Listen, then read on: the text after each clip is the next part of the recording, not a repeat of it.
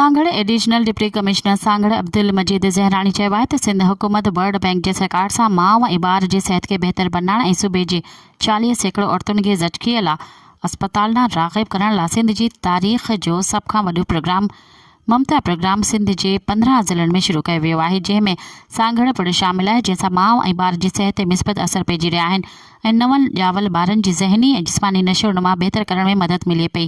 अहिड़नि ख़्यालनि जो इज़हार उन्हनि अॼु संदसि ऑफिस में ज़िले कोऑर्डिनेशन कमेटी बराए ममता प्रोग्राम खे ख़िताब कंदे कयो।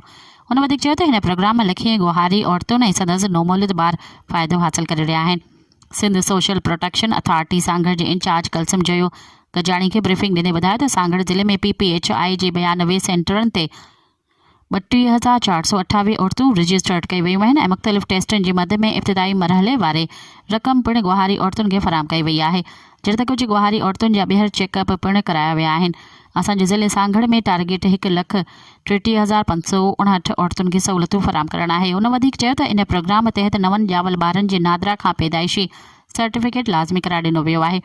उन लाइ नादरा जे असिस्टेंट डायरेक्टर खे कमेटी जो मेंबर पिणु नामज़द कयो वियो आहे। उन खां अलावा सिविल अस्पताल सांगड़ समेत तालका अस्पताल टंडो आदम सिंझोरो ऐं खिपरे में पिणु सेंटर क़ाइमु करे टैबलेट फ़राहम कया विया आहिनि त वधि खां वधि गुहारी औरतुनि खे फ़ाइदो पहुचाए सघिजे। इन मौक़े ते additional director local government Jamshed Kaimkhani, district health officer doctor Daulat Jamali, assistant director NADRA Raza Ali, doctor Hina Shabbir, समाजी तंज़ीम हैंड्स शाहनवाज़ राजन ऐं ॿिया पिणु मौजूदु हुया।